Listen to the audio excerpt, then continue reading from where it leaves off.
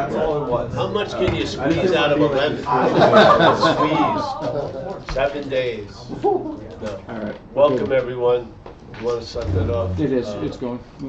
My name is Paul, alcoholic. I have a great privilege to be here at Milestone. I think this is the 15th year that I have come here, and not as a client. I got nothing wrong with client, but not as a client. And it's just been I never even think about it. I just say, I hope that mind keeps asking me, and it always will come because of, well, the greatest way to have sobriety is not to think about it. Literally. Yeah?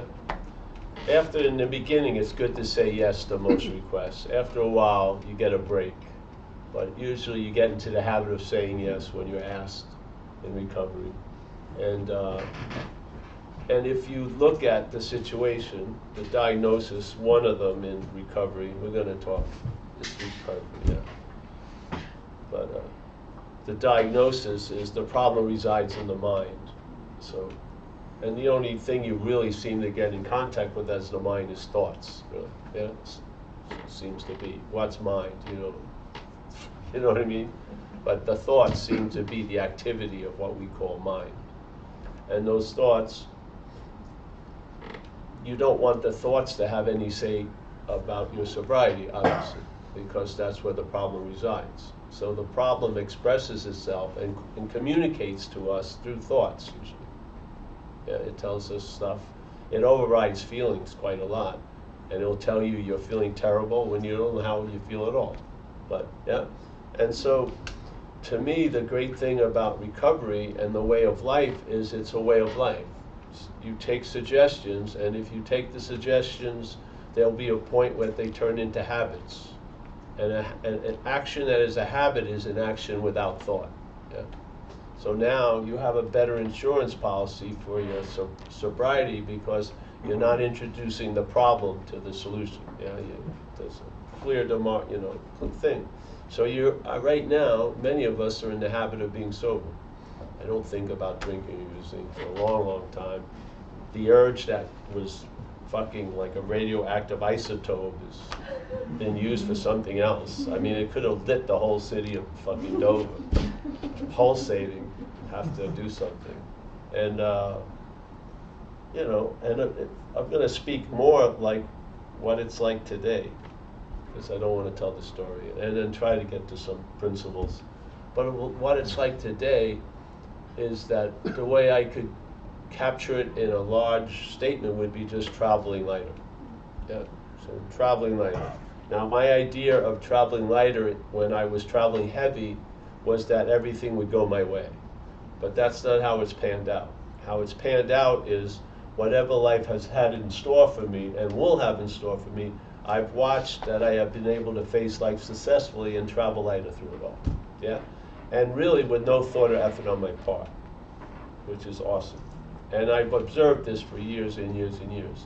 And there was one of the promises around page 84 that it said that there'll be a point that the problem will not exist for you. And this will come about with no thought or effort on your part. No thought or effort on your part. So basically, this isn't like a meritocracy. It isn't. It's not like you earn it. You're given it. It's a grace program, really.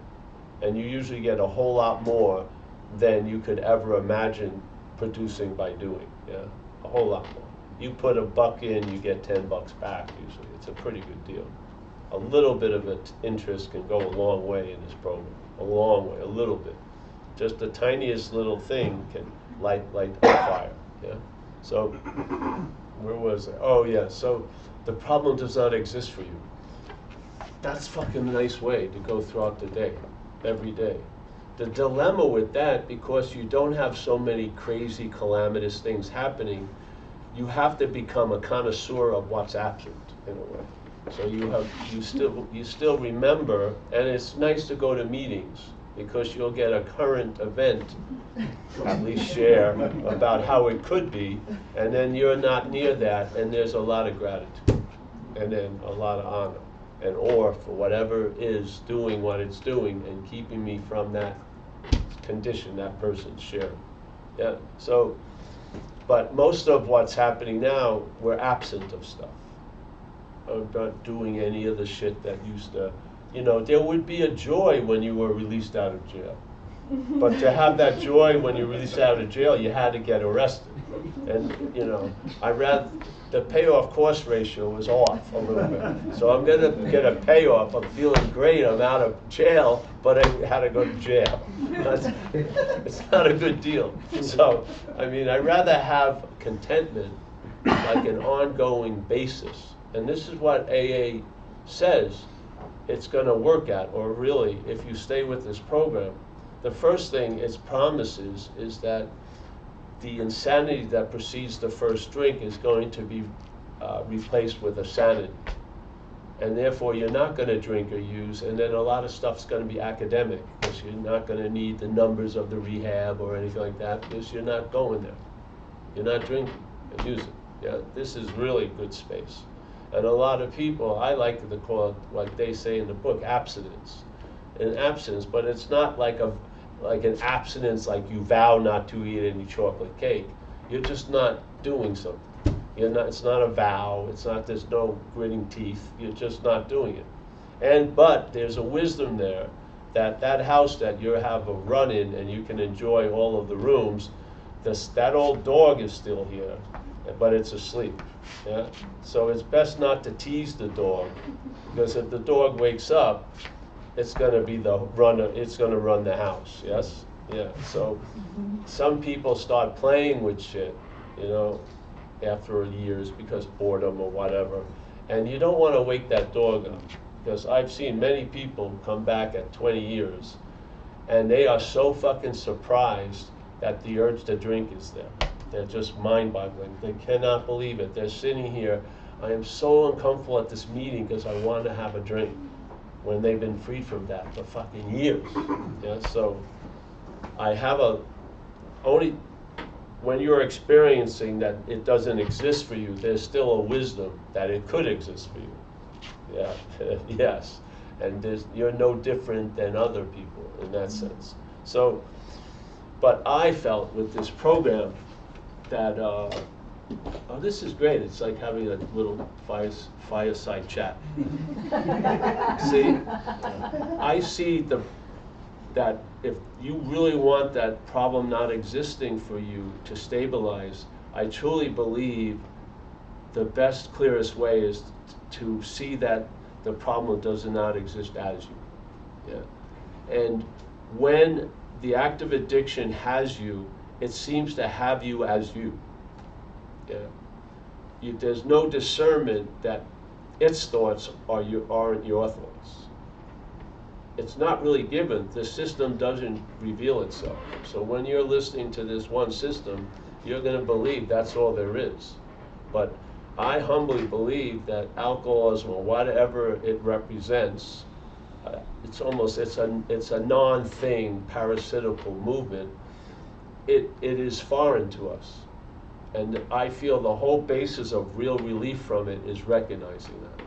Because a lot of people I've met that have the time in AA that I have, they're still held hostage by something they believe they did when they were out using.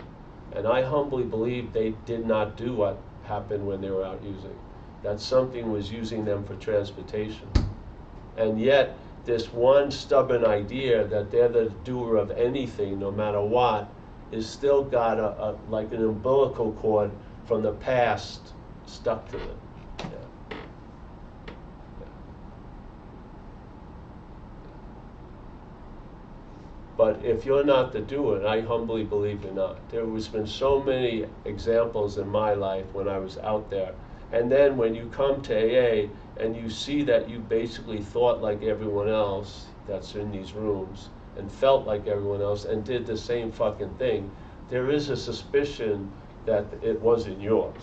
Yes? If everyone has them, how can they be my thoughts? It's just that, so early on in AA, I was starting to get suspicious about what was going on. Yes, I did, and I started to question it somehow, not with any defined question, but like a spacious little, what the fuck's going on? Of course, you know, Narcotics Anonymous has the thing that a lot of us, you know, we're all driving and we end up at the same 3 parking spaces, institution, jails, death.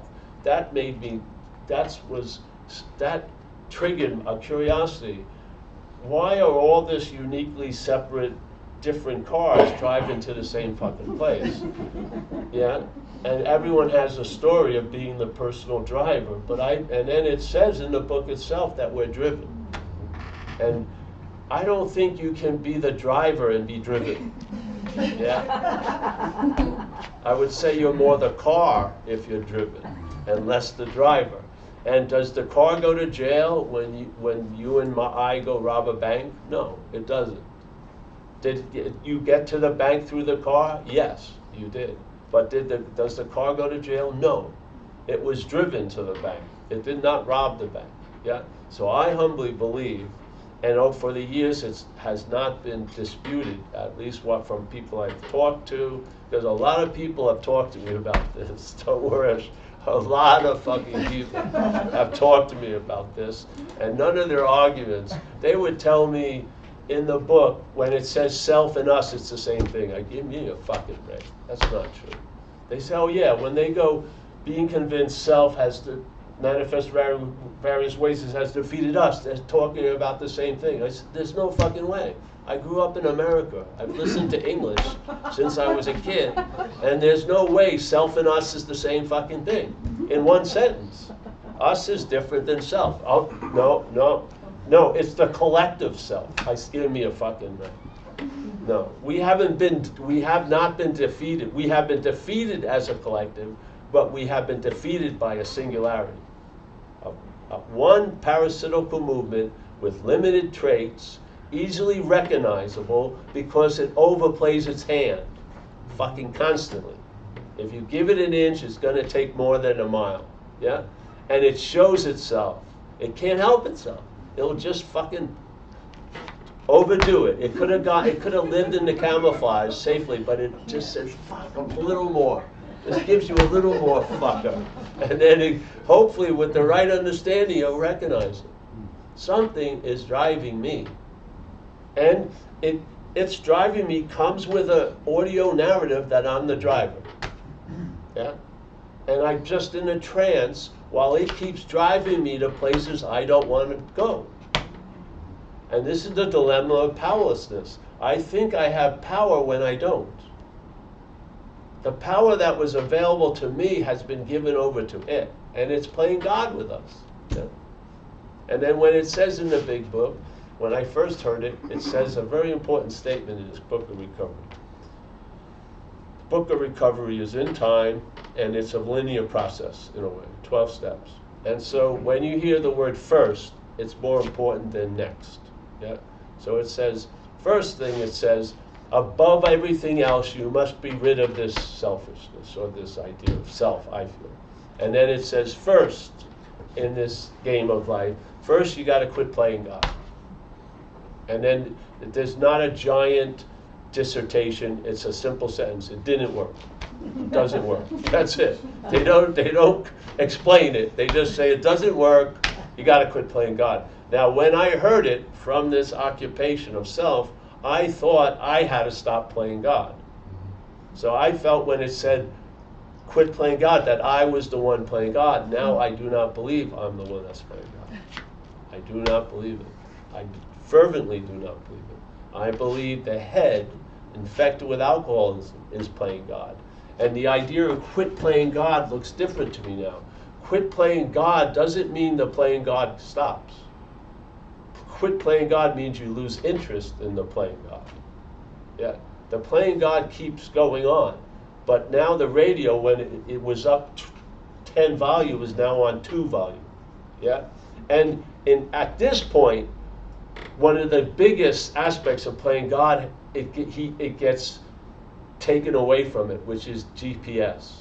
You're not fucking following its instructions. It keeps telling you to go left, and you don't go left. And then you hear it go, And then he throws another one out. And after a while, you realize you're not fucking listening to it. So that, and it's a big part of it, playing God as the GPS. When that drops, man, it's just a matter of time for the radio, you know, the propaganda station to lose interest, and you stop buying its merch and shit like that. But the GPS is a big role, because it's truly thinking, it's conducting and directing your life. It's managing it. And then it loses that position, which is awesome with the third step. At least in spirit, and if you do the working steps, it's going to be in the flesh. You're going to have a new employer. Are you going to keep hearing from the old employer? Yes. But you're going to have a new employer, and you're not getting any more checks, because actually you were sending checks to the old employer, and now you're going to be getting checks from the new employer. Yeah. So when the GPS goes, it's probably going to throw a big fucking tantrum. It really is. And it's going to probably threaten you. You're never going to be loved. It's always going to be this way. You know, whatever. It threatens you constantly. But man, hopefully your rudder is set. You know, your sails are feeling the wind of spirit, and you're setting sail, and you're in the habit of being sober. Yeah. And then it's being your own private psychologist, that drops. See, all of its jobs get taken away. And then it's like the emperor has no clothes. You know what I mean? It still pontificates, but no one's listening to it. You know what I mean? No one's, you should have drank years ago. Yes. Well, I know, I didn't. Yeah. But you're gone. No, not today. And shit like that. So there's either you would hope the establishment could shift immediately, but it doesn't in spirit, but it may take a while to show in the material world. Yeah, but it is. You're gonna get pings from the old radio station as you're going into the fourth dimension. You are. It's gonna say, the oven is on, or something. You forgot something. Come back here. You know. But you're gonna go into a different gravitational pull. Yeah, and you're going to get the radio messages, but you're in almost like a jet stream. The grace, I'm telling you, grace has coagulated in recovery. Maybe there's a infinite space of grace, but here there's a coagulation of grace in this place, in recovery. There just is. I have seen so many fucking miracles. I have seen people have nothing, and everything they had came out of the seed of recovery. Their husband, their wife, their job, where they live, their father, every fucking thing. The guy who fixes their toilet, from AA. Guy who does landscaping, AA. Realtor, AA. Mechanic, AA. Deli owner, AA. It's just fucking unbelievable.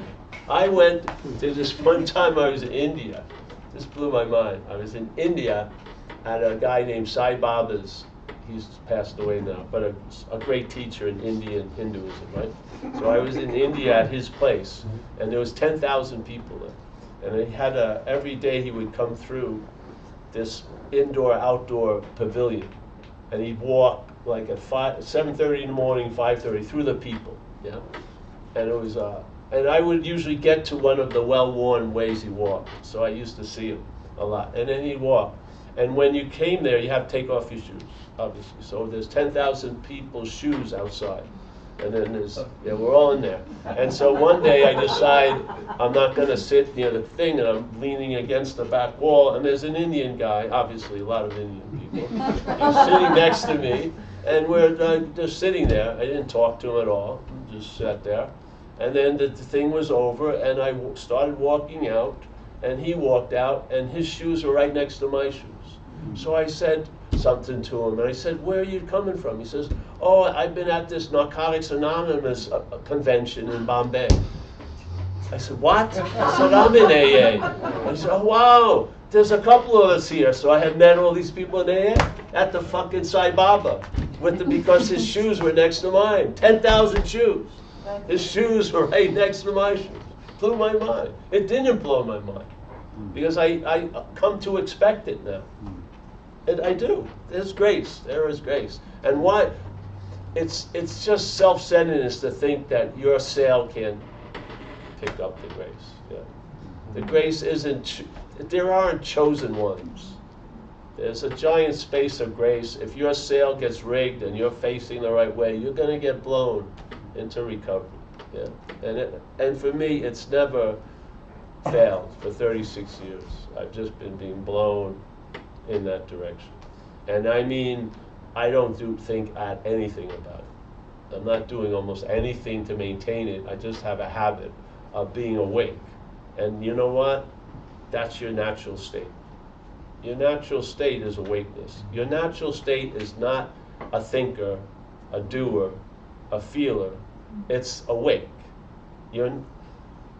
What existence is no thing. How existence appears is as things. But the things are not the existence. The existence is a no thing. It's awareness. It's onness. Yeah? And we're all on. Now, we can think we're not. It just doesn't change the fact. Or we can believe we are, which makes it cool. Because you know what? When you believe you are awake, it rings the bell because you are awake. We try to believe a lot of shit that we're not, but you'll hit the money because you are awake. It's your natural state. Yeah. Are you showing any effort or thought to see now, or hear, or feel, or taste, or touch? Are you? Did you lift weights to see today, or turn like this? No, that's awakeness. Awakeness is awake, not by any effort or thought. It's its nature. You're on. You're on. Now you can try to all your life turn it off, which most of us did. But it's inevitable that you're on. Yeah? And sometimes to the head, you're on all the time, and it doesn't want to be on all the time. So it gets upset if you're thinking at 1 in the morning, but you're not actually thinking, you're seeing thoughts. Awareness is not thinking. Awareness is seeing thoughts. Yeah? And basically, the one thought is just like another thought in awareness. It's when the my thought is shown, then the thoughts have a lot of meaning. But if you don't see them as yours, they're just like a brook, yeah? A brook running. And every day when I go to sleep, there's not one thought I fucking remember. And this is years. You would think if it was a real valuable thought, it would have stuck around a while, or I'd put it in my pocket. No, it's just fucking thoughts, and it's just part of life. You got to step over that creek. You know, when you're going wherever you're going. Yeah? You can find peace. Peace doesn't mean the absence of everything. Peace means there's no resistance to the appearance of things. You just lose resistance to it. I do not believe you have to have a no-thought mind to be at peace. I believe you're at peace first, and then you have chattering. I do not believe peace is a result after something. I believe peace is available before something. And therefore, it can be available during something and after something. I do. I humbly believe it. I do not believe the thoughts are an obstacle. I believe we are the obstacle, and when we call thoughts ours, we use the thoughts to be an obstacle. The head does, really. Yeah? But I believe peace abounds no matter what's going on. And you watch when you go into a train of thought. When you stop, you're always at the same station. You've never gone anywhere. Your head goes a mile a minute. No, you didn't. You haven't moved, literally. Oh, I was thinking a mile a minute. No, you're right here. You haven't gone anywhere. It's just this head just keeps yapping. It's not true. I'm serious. I've been under it for 36 years. You do not become awake. You wake up from the dream, in a sense. If you weren't awake, you could not wake up. Yeah. So you don't wake up to awakeness or awareness, you wake up from something. And now you get established, there's another option, like AA says, perhaps there's a better way. So basically the better way is different than the worse way. And the worse way was trusting finite self. how or where are you doing that in thoughts? Where has self hit you? How does self, this idea of self, communicate to you? Mostly through thoughts. Yeah. It interprets feelings by thoughts. It tells you, sometimes it mistakes feelings unbelievably. You're excited to go to California and you think it's mental anxiety. It has no ability to judge a feeling whatsoever. It's just like, it's like supposedly tagging the packages, so every meat is meat. Meat, meat, meat, meat. It's just tri-tip, no, to meat. It doesn't have it. It just tells a fucking story. I'm feeling uncomfortable. This is insane. You know? How does it feel like to be uncomfortable? Feels like when I'm comfortable. Oh, wow, wait a minute. Wait a minute. There should be a difference. Yeah. Really, we've given up living and we allow it to give us a narrative. And it describes feelings that are indescribable, really. The only way, feelings are known through braille, by feeling. Yeah? You can't understand them with words. Yeah? Yeah? You feel it. Yeah? And there's no periods, there's question marks. You don't know when one feeling starts or the other ends. It's sort of like and then, you know, it just keeps going. It's not like, oh, I had hate for these 3 minutes, you know? Because it's sort of hate. First it's not hate, it's aggravation, and then it's resentment, and then there's the explosion, and then it's remorse and guilt. You know, it goes on and on. But we think it's just because it has no idea. Yeah. It's trying to lead us. That's why the GPS goes first, because it has no fucking idea. It's forecasting your life constantly. We had our friend, he's not here tonight. He was talking to me at the meeting, and he was afraid that his phone was going to run out and this and that, and it was going to be terrible. I said, just stay here and let the phone run out and see if it kills you. And it probably won't. And if it doesn't, remember that. Because the head will forget a miracle in 20 minutes and remember an imagined slight for 40 years. Yeah, you can't rely on it to be honest about what's going on. You can't, because it has an agenda. And it's mechanical. It's not AI. The head is not AI. It can grow only so far. It can. And in our community, they found out the hard way. They got sober, and then after years of trying to get out of self, they came to the conclusion, self can't get out of self. Hallelujah. And they passed it on sufficiently, because it's not in a book of AA, it's not in the book of AA, but it came from the community of people trying to live sober, and they realized they were trying to get out of self as self. Yeah? What an incredible bit of information. I'll let it die. Doesn't matter. Yeah. See, this is like, if you don't pick up the phone, it dies. When the head calls, you gotta listen to me. If you don't, there'll be one ring and it'll be over. And then when you look at it, it'll say scam likely. my best friend, scam likely. Oh, that's my psychiatrist calling me. Scam likely.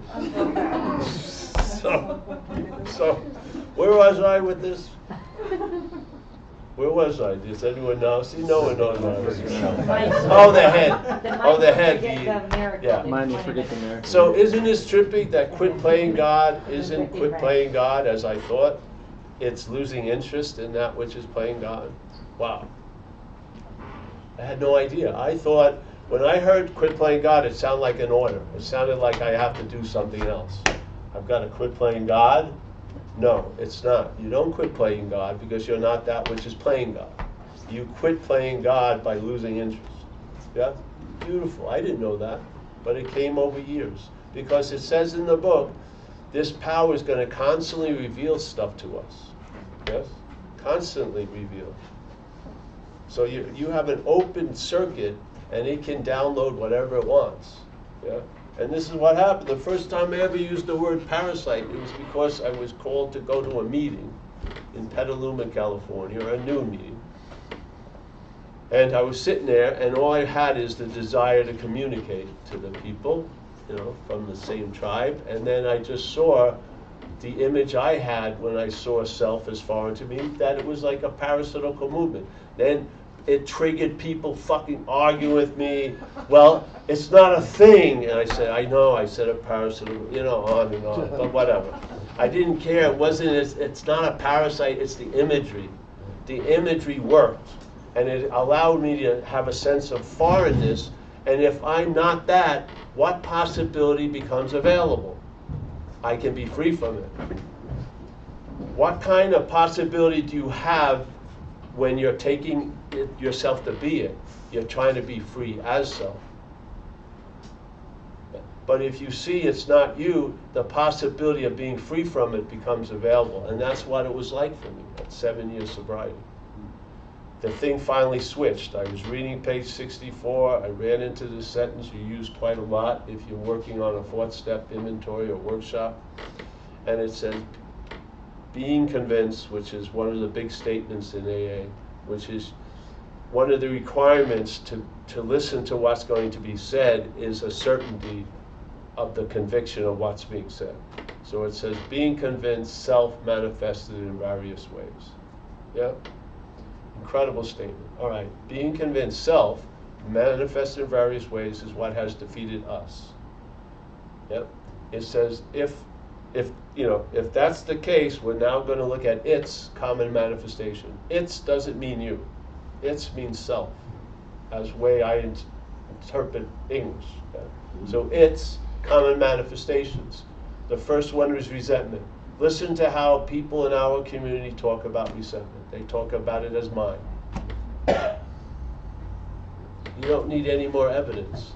They talk about the manifestations of self as if they're theirs. This is the bondage of self. Yeah? If I was bondage to Steve, and Steve was coming through me and manifesting through me, and I am Paul, and every manifestation of Steve through me I called mine, I would be in the act of being identified as Steve. The beautiful news is I'm not Steve. But I'm not knowing that because I'm in the act of being identified as Steve. And this is the vision of recovery. You see the act of being identified as Steve as not Steve. Yeah, you see it from not Steve. So everyone usually is taught the fourth step workshop, and the biggest problem goes through every spiritual car wash. The stain is always on all of us all the time, the my of it all. It says very clearly in the big book, they're not your manifestations, they're self's manifestations. Why are you calling them yours? Because you're in the habit of being identified as self. Yeah? And it's going to severely cripple your recovery, or at least the quality of it. Because you're going to try to get recovered as the problem, with the problem. You're going to be listened to its advice about the solution. Yeah? So when I saw that, and I hadn't heard it anywhere, and I'm in a fucking very, very enthusiastic society of San Francisco. We had like 600 meetings a week. Never heard it ever in the meeting. Never. Everyone would get the same shit. Look at your resentments, your fear, your harms done to others. They're not your fucking resentments. And first of all, it's not even fear, it's mental anxiety. Fear is a valid emotion that arises when you're in a contemporary threat. Most people are in mental anxiety. The instrument of fear is being played by the head to induce the sense of fear without an apparent threat. And a lot of people are getting these mini electrocutions all day because of great faith in the head. They believe the thoughts that are being presented, and they're scaring the shit out of them. And a lot of people I see, it's July, let's say 20-something, they're in August 15th. They are super afraid of what's going to happen August 15th, and they're not there. And in fact, there's nothing called August 15th yet. It's called July 21st. That's what they're in. Yeah? So where is August 15th? It's not in my head, it's in their head. Yeah? So what are you going to do? Is it really a solution to sit with them and go over, oh, don't worry about August 15th, let's say, you're fucking crazy. You're in July 21st. Yeah? No one is being affected by August 15th at all in this room, just you. You've got to be suspicious of this. The patient, part of the operation is the patient. You don't get knocked out in the operation. You become awake in the operation. You're awake of the operation. This isn't a passive, patient. You get out cold and you wake up and your fucking kidneys removed. No, you're awake while the operation of recovery is happening. Hopefully, and you're seeing that which was said in the big book. You're seeing it. Like one of the biggest ones for me was where it said, people are going to step on your toes, seemingly without provocation.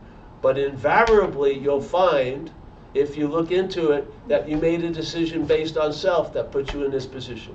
That captured tons of my fucking life. Tons of it. And that was just only one of them. These things it said, I did that, exactly that. I remember I had an apartment in San Francisco, nice place. I had nice roommates. The roommate, one of them, the roommate moved out. I thought I'd have no trouble, but I couldn't find somebody, and I was afraid to pay the rent myself because I didn't think I'd have the money.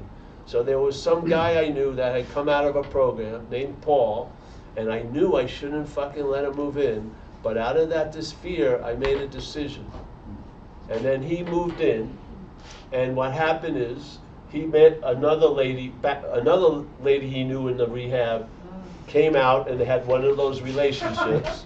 And then suddenly, and he doesn't have a phone, so I'm getting calls for him from this lady. And you can hear that she's loaded. And she's, can I talk to Paul? Which Paul? Oh. And then I started to be suspicious. I went in his room, and there's all these little vodka bottles under the bed. And then suddenly I get a call from him.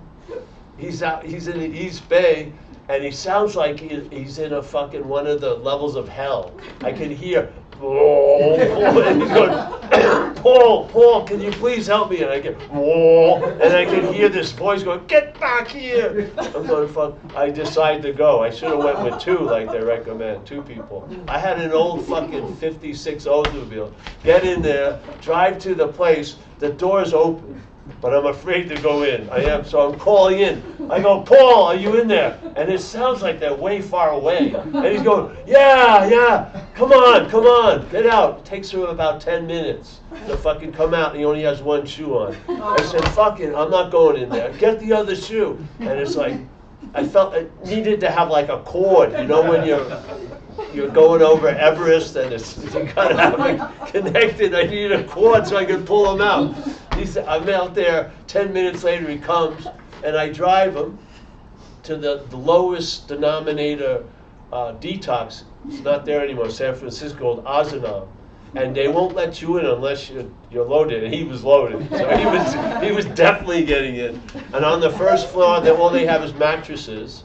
And if you show any kind of willingness, you could go upstairs for a 3-day thing, and they'd get you into a program. So I dropped him off there, never saw him again, ever. So here I am, a couple weeks later, I get a call. And she's looking, it's another person, and she's looking for Paul. And I said, no, Paul's moved out. And he says, oh, I just wanted to tell him, and it was this lady, Kathy's mother, that she had died. So all this shit, I'm hearing it. I'm never going to see this other guy. Oh, fuck, I'm sorry. And I was involved in this whole circle, yeah? And basically, it all started with, I was afraid, and therefore I made a decision against the gut, which now I had a sense of, and it put me in this position, yeah? Yeah. And so all these things that it says in a book, I had unlimited examples of me doing the exact shit. And so I could combine what was going on with the recovery. It's perfect. It's sort of like, you have this thing, and it's supposed to have an image, and then you get a little stickum, and you put it on, and then you start the recovery starts formulating. It blew my mind. All the shit they were saying. It was exactly what it was like. And yet, the thing I saw was this thing, first of all, self is mechanical. It is not an arm of you. Yeah? So if you're thinking that you hate yourself, that's not true. Something may hate you, but it's not you. And if you believe you're your own worst enemy, that's a big mistake. But there may be an enemy in there, but it's not you. It's not of you. And this was the biggest thing that happened to me after I got sober. I saw the distinction between us and self. And I've never lost that distinction. And it hasn't won me many hearts and minds in AA, a lot. I thought it would be much more greatly received. I've had to swim through a lot of resistance. Yeah, I could have been a circuit speaker. You know, so now I'm playing off Broadway in Dover. I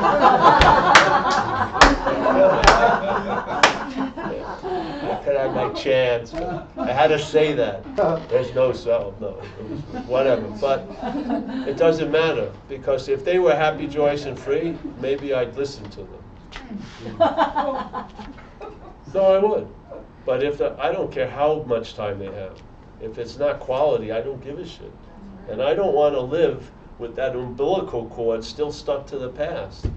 Because one of the most stubborn, AA or not, beliefs is that we're the doer of what has ever happened through us.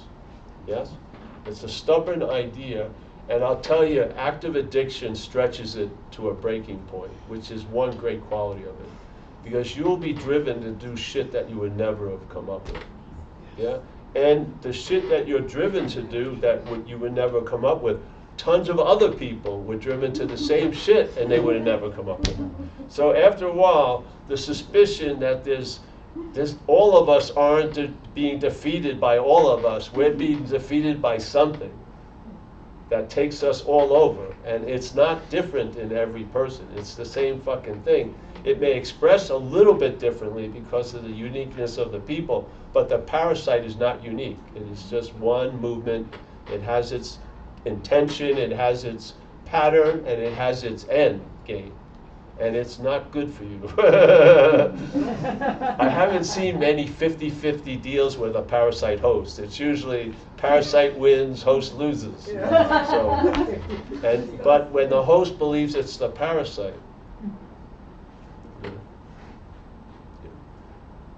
see, if you believe it's you, when you see it, you're going to greet it as you. So it's going to have carte blanche. Every aspect of you it's going to be involved with. But now, if you get the sense that it's foreign to you, when it tries to say hello to you, you stop it. Yeah?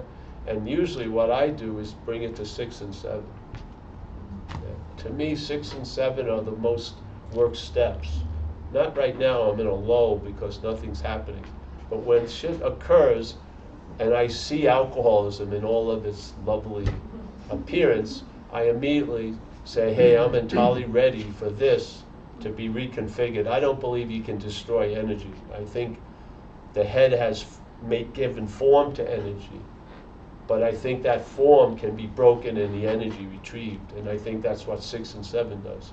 The higher power takes the energy in a certain form and breaks the form and then recycles the energy into your life. I feel so 6 and 7 are the most active steps I feel when you're getting into a habit of sobriety, 6 and 7. So when you see the head formulating itself, yeah, you see it, you just immediately, this is not a self-help program. It's a reliance on something else program. So you're not meant to attack the enemy. You're meant to call central office, so to speak. You just tell the truth and you just say, hey, offer it to the higher power.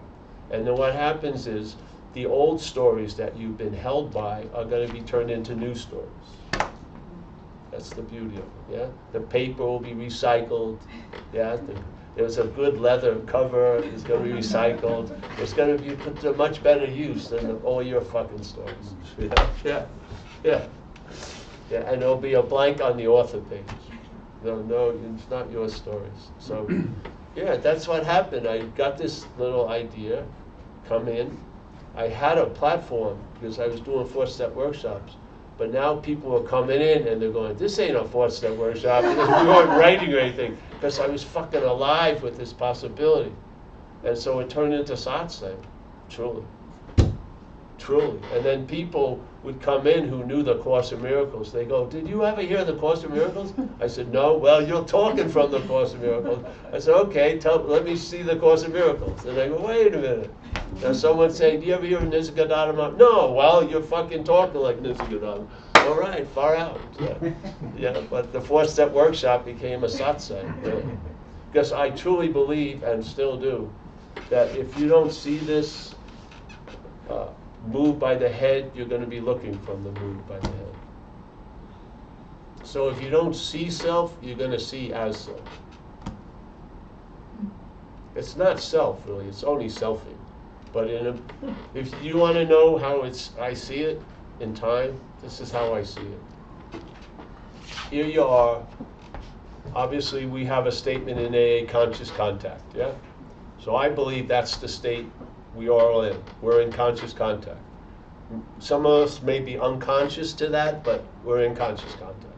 So there's conscious contact going on, and conscious contact's not of time. It's like the spark of time. Yeah, it happens, and then time shows up. And then the mental state arises and claims the conscious contact.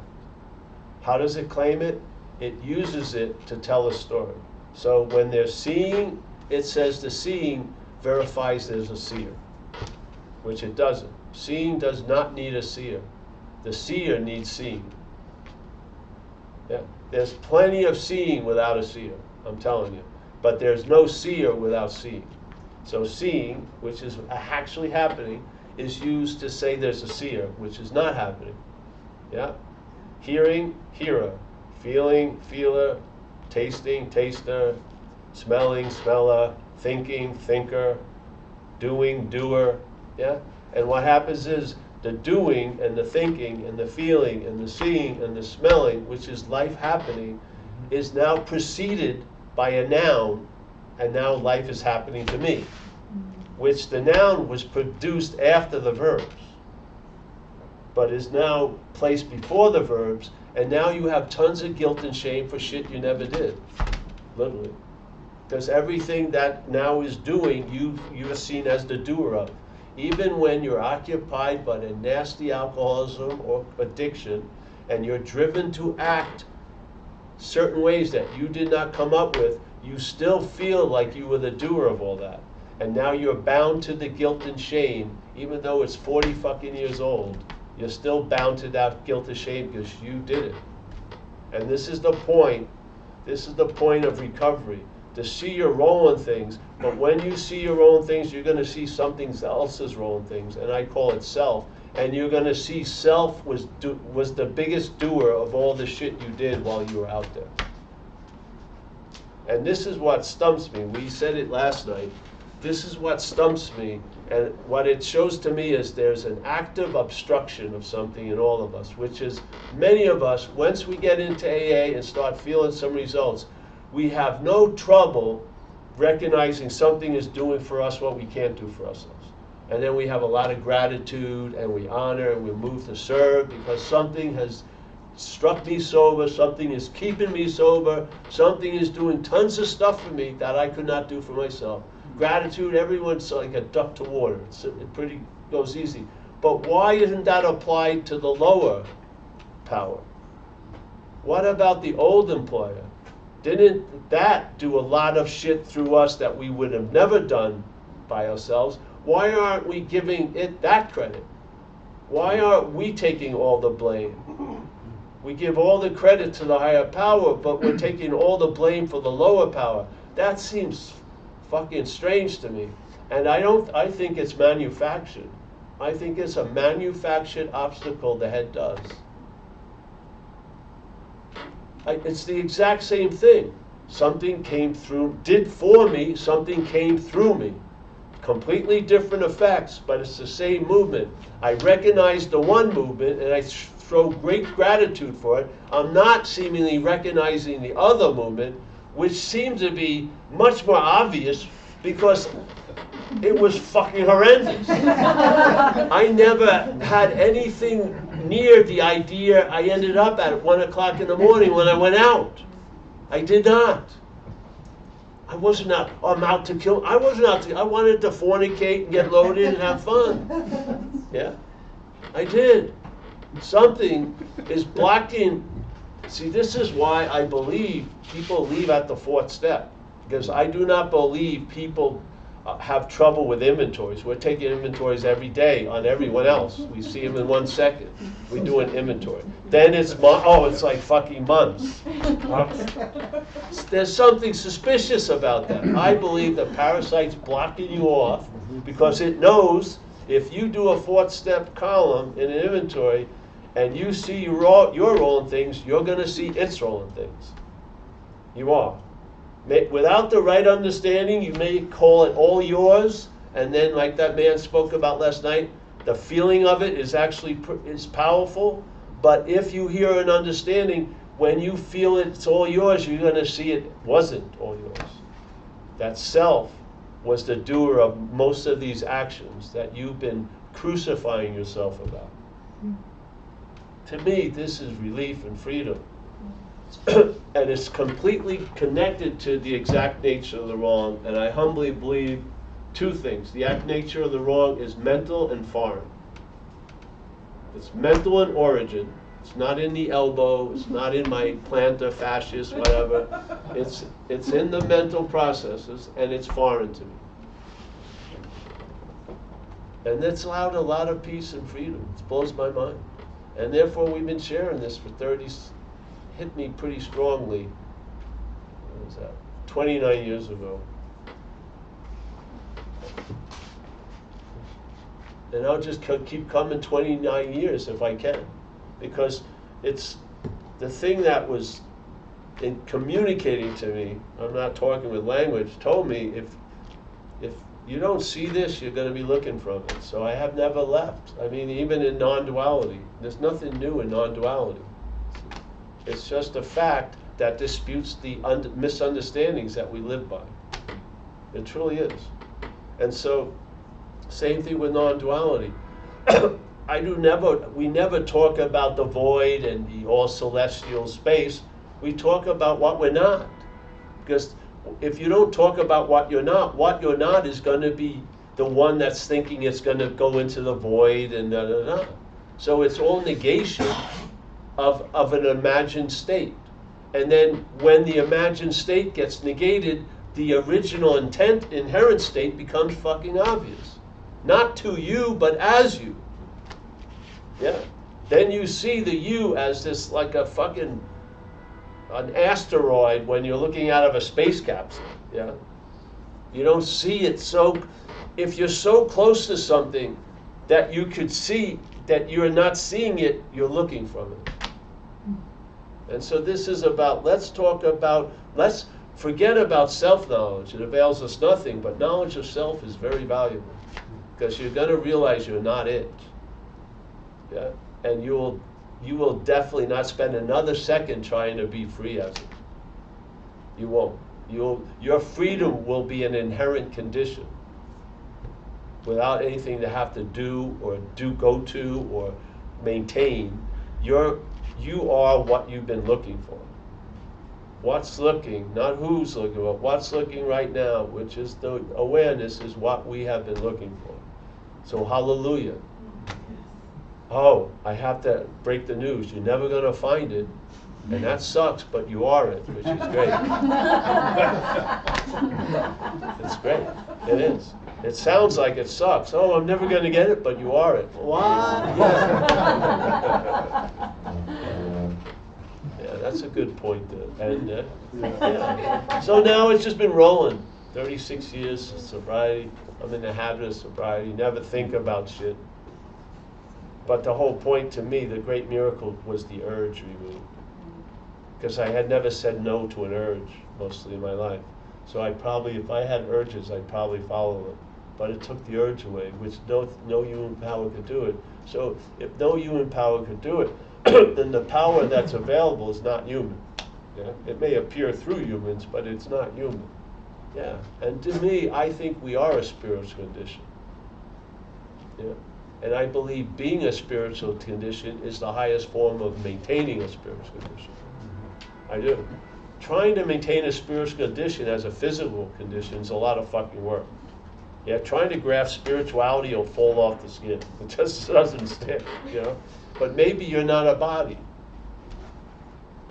Maybe you are the spirit. What? Yeah. And then the body is the action figure that it lives for these 80 years. Maybe you never were born or never going to pass away. And this, when it's over, it will be like it never happened. Because I don't believe it ever really happened, actually. Do you have a sense that yes, they happened today? I don't. It seems like it dropped off a cliff. Yeah, I believe everything hits the windshield and disappears. So, years, months. I have no idea. Where's the 30? I can't see shit. Every time I look back, all I see, I can't see shit. Just gets knocked, just drops off a cliff. Driving, what? There's nothing there. Can you imagine? There's not even a back seat. You're just, what? There's no car. What? I'm thinking, there's nothing here. It's sort of like that all day. You know what I mean? Of course, you can fake it while you're around. My girlfriend has realized I'm alien. Yeah, you're alien, brother. I don't think so. I think we're all awake. I do. You're awake, I'm awake, we're all awake. We can seem like we're not, or we can seem like we are. Seem like we are is truer to the point, because you are. Yeah? You are what you're hoping you are. You actually are. It's awesome, man. How many times has that worked? We were always hoping something, but we were never that. This time you're going to be right. You are. You're what you're looking for. Yeah, just as a state. This is what AA does. It changes the basis of our life. New attitude, new outlook. Doesn't give you a revamped old one. It's new. Wow, that's incredible. New attitude, new outlook, new happiness, new freedom. Fantastic. Yeah? How much work did you put in? Not much. How much work did you put in to get a shot? A lot. Yeah. Did you change when you took the shot? Yeah. Was that change, was that directed growth? No. Except that I was directed to police and cops. Had a magnetic appeal. But there was not much growing going on. To me, directed change is growth. And that's what recovery does. Change happens, but it directs it to a point of growth. Yeah. Like a plant unerringly grows to the sun. Just that never deviates. If it's in the shade, it tries to go like that. Yeah. Yeah. Same with us, really. It's the head that wants to get scramble the message, you know, send really. Yeah. All right. Thank you so much. Good. If you want to have questions, it's fine, though.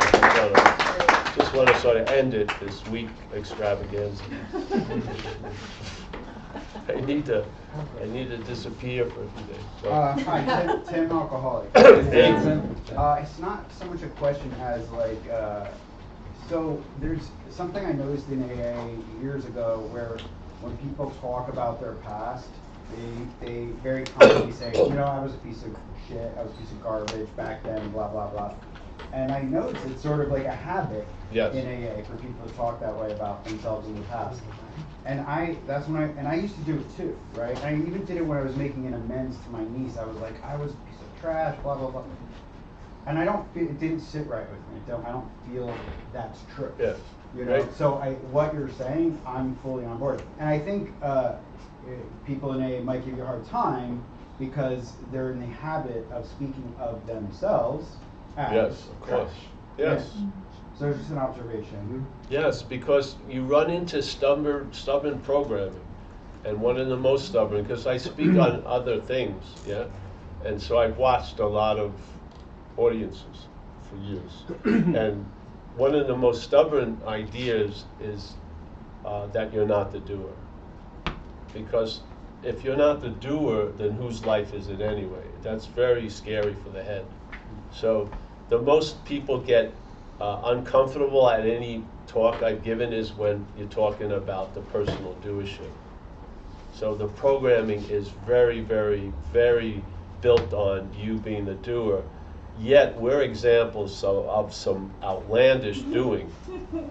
And also the similarity of outlandish doing coming through a lot of people with different makeups and shit like that. There's a huge fucking question mark there. Yeah, I mean, obviously. How could all this be happening? You know, it's, yeah, like tons of people, 3 same parking places, million of drivers, it's 1 driver, millions of people maybe. Yeah, yeah. Millions of people, if they had 1 driver, could end up at the 3 same parking places. 3 millions of people aren't going to end up at the same 3 parking places. But millions of people with the same driver will, yeah. This was building up on me a lot, and then it just cracked. Because I'm saying, you know, I'd go to meetings and listen to people share their thoughts, their feelings, and what they had done, their heinous things, and they sure sounded like mine. Yeah. So I came to a conclusion, how did these people get my thoughts, or they're not my thoughts? Yeah, and we're sharing thoughts. They call them alcoholic thoughts. And I know when the thoughts that were happening, when I had the idea that alcoholism was a disease, there was space between me and thoughts. And that was the beginning. That space fed the curiosity. And then I not only said alcoholic thoughts weren't mine, I realized all thoughts aren't mine. And then all you get is you don't know how suffocated we are until the wet blanket is removed. When the blanket is taken off you, then you realize you were fucking suffocated. You don't know it. If you're always suffocating, you would not know you're suffocating. It's when, just like the thing that with gravity we always used to use. Everyone describes gravity as a steep staircase or a hill. That hill is so steep. It's not the hill, it's gravity. We're going against gravity, and it's a power, and so we feel a resistance. But we're talking it's the stairs and shit like that. And then people want to go and learn about gravity. Yeah, but you're feeling it all fucking day. Why would you want to read a book about what you're feeling all day? Just go into an anti-gravity chamber and you'll realize what gravity is by its absence. This is what with self. When you see it's not you, you have the absence of self, and that's where you learn a lot about fucking self. Yeah, yeah. Thank you. Yes. Paul. Do you have any advice on how to show up for a loved one when they're in the grips of that self? I take it as a solitary moment. I don't have a rote answer. Yeah. Sometimes I feel it's a disservice to try to save people from their bottoms. Other times, I don't know. It's at the moment I get a response. I don't have a rote plan. Yeah, I don't. I mean, you know what I know? I've met tons of people, and very rarely have I met a person. I mostly meet alcoholism, and it's unbelievable. And as soon as I get, for 2 sentences on the phone, I know I'm talking alcoholism, and it's sort of like, fuck, you know? And, you know, like my nephew's gone in and out for years. Yes, he's finally seemingly in. He would always call me when he's in a new rehab and bitch about everything wrong with the rehab. And I go, they didn't call you and invite you over. He has no recognition of his role in fucking things. None at all. And if you try to push it that way, the head got fucking mad. But he was super clear about everything else. Oh, this sucks, blah, blah, blah. But the elephant in the room, completely oblivious to. Yeah, this is an important thing to see your role in things. Yeah, and I agree with the guy last night that, yeah, at that point, but I do believe there needs to be an upgrade in how far recovery goes, because it's past, the people who wrote the book was only 4 years sober. We've had people for 60 years sober. And I believe there's another wave called accountability. After you make your amends and see your responsibility for everything, you now see a lot of that responsibility was accountable to self. And I'd like to see that start happening. Because this slavery to the sense of being the doer in the past it's like a long arm coming out of the past and holding you by the balls now. I'm just not into it, really. No, I'm not. I just don't believe it's as necessary. I don't believe it. I believe a simple recognition could open up a larger bandwidth of relief. Yeah? Yeah.